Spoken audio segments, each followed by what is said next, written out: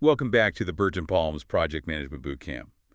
We are jumping right into Module 4, Project Execution, Making Things Happen. And we are making things happen, that's for sure. So we've already put in a ton of work, right? We meticulously planned every detail. We assembled a top-notch team. But Now it's time to actually, get our hands dirty. it's go time. Precisely. We're moving from the strategy phase into action. This is what we've all been waiting for, Yes, right? sir. The moment of truth. This is where those carefully crafted plans turn into, well, tangible results. I love that, tangible result. I always find this phase incredibly invigorating. It's like seeing all that preparation start to pay off. Exactly. But let's be real, it can also be the most demanding phase. Oh, absolutely. Yeah. You can plan everything down to the minute detail, Yeah. but there are always those unexpected challenges that pop up and can really throw you a curveball. 100%. It's a constant dance between sticking to the plan. And adapting to those real-world hurdles. I like to think of it like, a seasoned sailor navigating a ship through unpredictable waters. Oh, I like that analogy. So they have their charted course. But they're constantly adjusting their sails based on the winds, the currents, any unexpected storms that might roll in. So in the context of project management, it's like we've got our project plan, Our compass, so to speak. but we also need to be prepared To tack, to adjust, to be flexible. So being able to anticipate those potential roadblocks, or at least recognize them early on, is crucial. Absolutely. That's where risk management comes into play, which we'll dive into more deeply later on in this boot camp. What for now? Let's just remember that identifying those potential risks early can save you a world of trouble down the line. It's like preventative maintenance, right? Mhm. Better to catch those issues before they become huge problems. Exactly.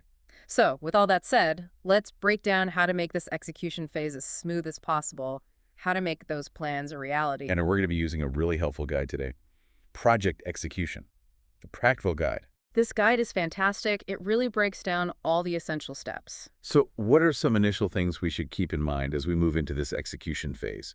What are some of those first steps? Well, first and foremost, the execution phase is all about bringing that project plan to life. Okay, making it real, Teams are actively working on deliverables, making progress, adhering to the timelines. keeping that budget in check. But remember, successful execution isn't just about following a rigid, static plan. Right, because as we said, things change, unexpected things happen. It's about being proactive. It's about being adaptable. And it's about leading your team effectively through those changes. Exactly. So with that foundation in place, are you ready to delve a little deeper into the nitty-gritty of making things happen? Let's do it. I'm ready to get those hands dirty. What should we focus on first? All right, well, one of the most critical aspects of successful execution is clear task delegation. Oh, absolutely. We need to make sure that everyone on the team understands their roles, Their responsibilities. who's doing what. And what This is where things can get messy quickly if it's not clear from the get-go. 100%, which is why a tool like a RACI matrix can be so helpful. RACI matrix. Tell me more about that. A RACI matrix helps clearly define who is responsible, accountable, consulted, and informed for each task. Okay, so we're talking about really granular level detail here. It might seem tedious at first, but trust me, it's worth it. It minimizes confusion, reduces wasted effort, and ensures that everyone is on the same page. I like to think of it like an orchestra. Oh, that's a good one. Each musician needs to know exactly what notes to play, when to play them, and how their part fits into the overall composition. You need that level of coordination for this symphony to work. Exactly. If the violins are out of sync with the drums, the whole performance suffers. Precisely. And speaking of keeping things in sync, have you heard much about agile methodologies? Oh, agile. It's all the rage these days, right? It is for good reason. Agile methodologies can be incredibly effective during the execution phase. They emphasize frequent communication, right? And that iterative progress, working in those short sprints, getting feedback. Exactly. This approach allows for real-time problem solving and helps keep the project aligned with evolving needs. Because let's face it, in the real world, things rarely go exactly according to plan. You need that built-in flexibility. So, to summarize what we've covered so far in Module 1, We've talked about bringing the plan to life, recognizing that adjustments will be necessary along the way. we've highlighted the importance of structured delegation Clear communication. and that touch of agile flexibility to keep things moving smoothly. Well said. And I think that's a great place to pause for now. We've covered a lot of ground already. Phew, yeah, we have. But We're just getting started. There's so much more to explore when it comes to project execution. In the next part, we'll dive into another critical element that underpins successful execution. I can't wait. So until next time, keep those projects moving forward. And remember, even small steps forward are still progress. We'll be back soon with more insights and practical tips to help you make those projects a reality. So stay tuned. Hashtag TTS The Deep Dive episode 2025's 0310, part 2 of 3.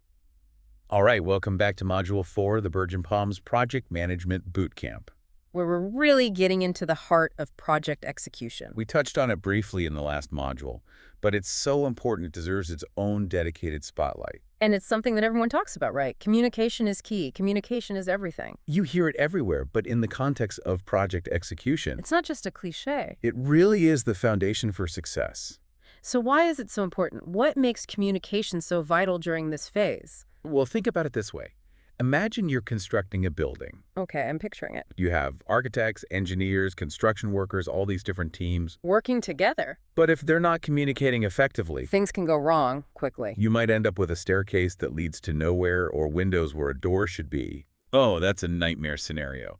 And I imagine incredibly costly to fix those mistakes. Exactly. So communication in project execution isn't just about, sending out updates and hoping for the best. It's about preventing those kinds of disasters. It's about creating a shared understanding, fostering collaboration, and building trust among all those team members and stakeholders. Making sure everyone's truly on the same page when it comes to the project's objectives, the progress, any potential roadblocks. So it's more than just sending out an email and checking it off your to-do list. Right, it's about being more proactive, more deliberate in how we communicate. Exactly. So let's talk about some practical tips for effective communication during project execution. What are some of the tools or techniques that we can use to really enhance that flow of information? Well, one thing that comes to mind is having those regular check-in meetings, Structured meetings are fantastic. whether it's a weekly team meeting or even just those quick, stand-up meetings. I love stand-up meetings. They're so efficient. Everyone shares a quick update on their progress, flags any potential issues, and, it keeps everyone in sync. Prevents those small problems from snowballing into major setbacks. Right, exactly. And speaking of keeping track of the big picture, what are some ways we can ensure that everyone has that high-level view of the project's status? Visual dashboards are incredibly valuable for that.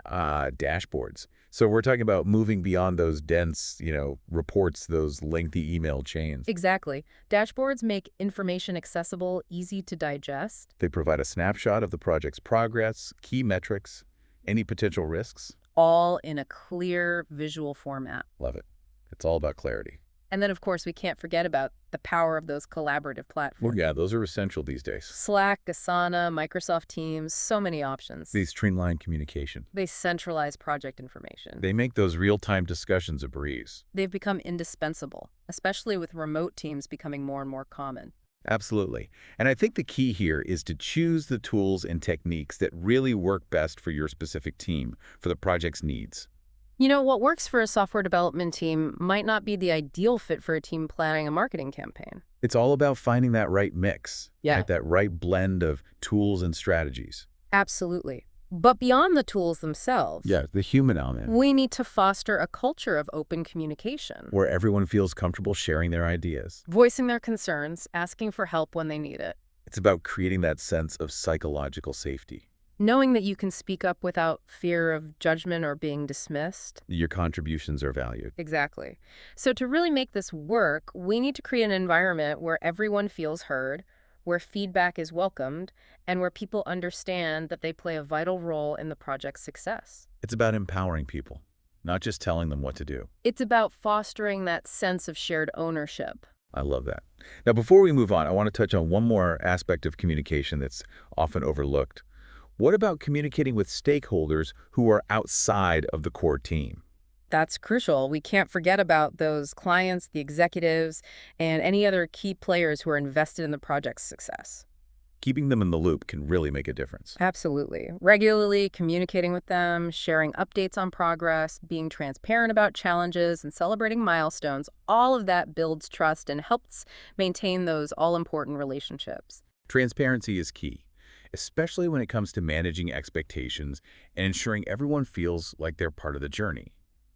Okay, I think we've covered a lot of ground on the communication front. It's clearly more than just sending emails and attending meetings. It's about fostering the right environment, using the right tools, and making a conscious effort to connect everyone involved to the project's goals. Now, I'm excited to dive into the next module, which is all about keeping things on track. What are your thoughts on moving on to Module 3, Monitoring Progress? Hashtag TTS, the Deep Dive Episode 2025-0310, Part 3 of 3. Welcome back to Module 4 of the Virgin Palms Project Management Bootcamp. We're in the home stretch now, wrapping up our exploration of project execution. We've covered a lot of ground. We talked about breathing life into those detailed plans, and remember, it's not about blindly following them. Right. It's about knowing when to adapt, when to adjust course. And we discussed the power of open communication, the importance of proactive problem solving, and those strategies for making those sometimes really tough decisions. And of course, we took a moment to, celebrate those wins along the way, because those are important too. Absolutely. We have to acknowledge those successes, both big and small. But before we wrap up this module, there's one more critical aspect of project execution that we need to address. Okay, I'm intrigued. What is it? It's monitoring progress, making sure we're staying on track, and, this is something that's often overlooked. Really? Why is that? Well, I think sometimes people associate monitoring with micromanaging, and nobody wants a project manager breathing down their neck every second of the day. Oh, I can definitely see that. No one wants to feel like they're being constantly watched and scrutinized. Exactly. But monitoring isn't about that at all. It's not about creating a stressful environment. So what is it about then? It's about having a clear understanding of how the project is progressing, identifying any potential issues early on. And then taking corrective action if needed. Precisely. It's like using GPS navigation in your car. Okay, I like that analogy. So GPS helps you stay on course. It alerts you to traffic jams or road closures. And suggests alternative routes to help you reach your destination on time. So how does this translate to managing a project? What are our GPS tools, so to speak? Well, just like a GPS uses real-time data, we need to have systems in place to track our progress and, to identify those deviations from the plan. I see. So what kind of systems are we talking about? What should we be tracking? One of the most important things is to establish what we call key performance indicators, or KPIs. KPIs, I've heard that term before, but remind me, what exactly are those? They're measurable values that tell us how well the project is performing against its objectives. Okay, so they're like the vital signs of our project, letting us know if things are healthy or if we need to intervene. Exactly. They give us insight into things like schedule adherence, are we on track, budget utilization, are we spending wisely, and even things like risk status, stakeholder satisfaction. It's really a comprehensive view. So it's more than just checking things off a to-do list. We're really looking at the overall health of the project, making sure it's on track to meet its goals. Precisely. Think of it like constructing a bridge. You wouldn't just check to see if all the pieces have been assembled. You'd want to make sure they were the right pieces, put together correctly, and strong enough to handle the load. That's a great point. It's not just about finishing the project, but finishing it well, making sure it's actually going to achieve what it's set out to do. Absolutely. And speaking of making sure things are done well, there's a powerful technique for assessing project health that we need to discuss. Okay, tell me more. What is it? It's called Earned Value Management, or EVM for short. EVM. What's that all about? EVM essentially compares planned progress with actual performance. It helps us understand if the project is on track, if we're ahead of schedule, or maybe falling behind. So instead of just looking at how much money we've spent, EVM tells us how much value we've actually created for that expenditure. Exactly. It's a much more insightful way to understand project performance. It helps us connect those costs with tangible progress. I see. So it's like having a financial speedometer for our project. Can you give me a real-world example of how this might work? Sure. Imagine you're organizing a large conference, and you've only sold 20% of the tickets, but you've already spent 80% of your budget. Oh, that sounds like a problem. It is. And EVM would immediately flag that, indicating that you're not getting the expected return on your investment. It gives you that early warning signal to adjust your strategy. That makes perfect sense. It's like a reality check, making sure we're not just throwing money at a problem, but actually achieving results. Exactly. And that early detection is so crucial because it gives us time to course correct, to make adjustments before those small issues turn into major setbacks. So we've got our KPIs, we've got our monitoring tools, and now we've got EVM helping us stay on top of things. But what about those times when things go wrong? Because let's face it, no matter how much we plan and monitor, unexpected challenges are going to arise. You're absolutely right. No project is immune to problems. That's just the nature of things. So how do we become really good problem solvers? How do we tackle those unexpected challenges effectively? Well, the first step is recognizing that problems are inevitable and not letting them throw us completely off course. It's about maintaining that proactive mindset. Okay, I like that. So what are some of the most common challenges that project managers face during this execution phase? Well, some of the usual suspects are scope creep, missed deadlines, and resource bottlenecks. Scope creep, that's when the project requirements start expanding beyond what was originally agreed upon, right? Exactly. It's like starting to bake a cake and then deciding to add a bunch of extra ingredients without adjusting the recipe. You end up with a mess instead of the delicious treat. Exactly. And it can happen so easily. One small change here, another request there, and suddenly the project is much bigger and more complex than we initially planned for. So how do we prevent scope creep from taking over? The key is to have a really clearly defined scope from the outset and to establish a structured process for handling any proposed changes. So we need to be disciplined about evaluating those requests, Yeah. right? Asking those tough questions. Exactly. Does this change align with our project goals? Can we accommodate it within our current budget and timeline? If not, are we willing to make adjustments to those constraints? It's about maintaining control and making sure that any changes are made thoughtfully and strategically. Well said. And then there are those missed deadlines, which can be incredibly stressful. Yeah. Deadlines can be a real source of pressure, especially when one missed deadline can lead to another, and suddenly the whole project is off track. What are some strategies for avoiding those deadline disasters? Well, effective time management is crucial, of course. This means breaking down tasks into smaller, more manageable chunks. So you can see that progress happening, those small wins along the way. Exactly. And it's important to set realistic deadlines, ones that take into account potential roadblocks or dependencies. Because a task that seems straightforward might rely on something else happening first, and those delays can really add up. Absolutely. And that's where tools like Gantt charts can be really helpful. Right, they give you that visual overview of the timeline, the dependencies between tasks, so you can see how everything fits together. Exactly. It's about having that big picture perspective. Now, the third challenge I mentioned was resource bottlenecks, which happen when you don't have the right people or materials available at the right time. No, I can imagine. That can be frustrating. It's like showing up to a construction site and realizing you don't have enough bricks to build the wall, or the electrician is booked on another job. Exactly. And it can happen for a variety of reasons. Maybe we underestimated the resources needed, or there's been a delay in the supply chain, or a key team member is suddenly unavailable. So how do we avoid these resource roadblocks? Well, careful planning is essential, making sure we've accurately assessed our needs, secured commitments from those key personnel, and that we have backup plans in place. So it's all about being prepared, anticipating those potential problems, and having those contingency plans ready to go. Exactly. And while we can't completely eliminate the possibility of problems, that kind of proactive approach can really minimize their impact. Okay, so we've talked about scope creep, missed deadlines, and resource bottlenecks. Those are some pretty big challenges to overcome. They are, but there's another layer of complexity that we need to address. Oh, there's more. Unfortunately, yes.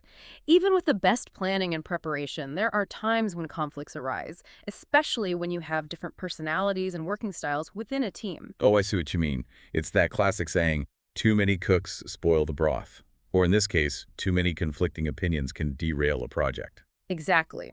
But instead of trying to avoid conflict entirely, which, let's face it, is pretty much impossible, we need to focus on managing it constructively. Okay, so how do we navigate those interpersonal challenges and maintain a positive team dynamic? Well, communication is key, of course, but it's about more than just talking. It's about really listening to each other, Yeah. understanding those different perspectives. Right, it's about empathy, about trying to see things from the other person's point of view. Exactly. And sometimes that might involve bringing in a mediator, someone who can facilitate a productive conversation, help the team find some common ground. I can imagine a scenario where developers and end users disagree on how a software feature should work.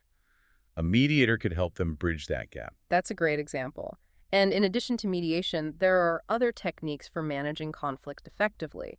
Clearly defining roles and responsibilities, establishing some ground rules for communication, and fostering that culture of mutual respect are all incredibly important. So it's not just about putting out those fires when they erupt. It's about creating an environment where those fires are less likely to start in the first place. Exactly. It's about being proactive and setting the stage for healthy collaboration. Wow, we've covered so much in Module 4, from bringing that plan to life, navigating those inevitable challenges, managing those conflicts.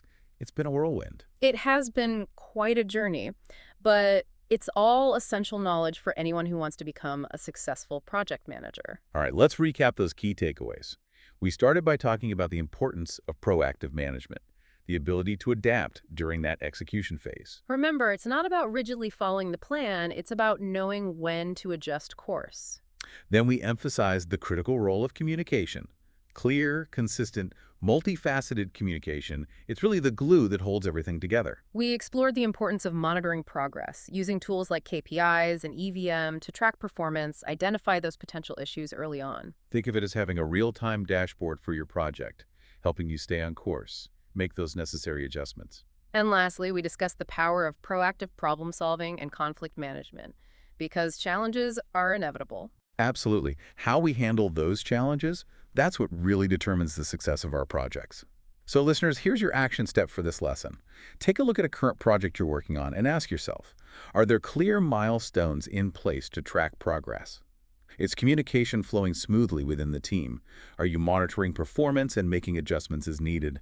By reflecting on these questions, you can identify areas for improvement and set yourself up for success in the execution phase. And remember, project management is a journey, not a destination. There's always room for growth. There's always room for learning. Absolutely. So keep learning, keep practicing, and keep those projects moving forward. And for additional resources and support, don't forget to visit the Virgin Palms website at www.virginpalms.org. We have tons of helpful tools and information to help you on your project management journey. That wraps up Module 4 of the Virgin Palms Project Management Bootcamp. Thank you for joining us, and best of luck with your projects. And remember to celebrate those wins. Both big and small, they all matter. This service is brought to you by Virgin Palms, www.virginpalms.org.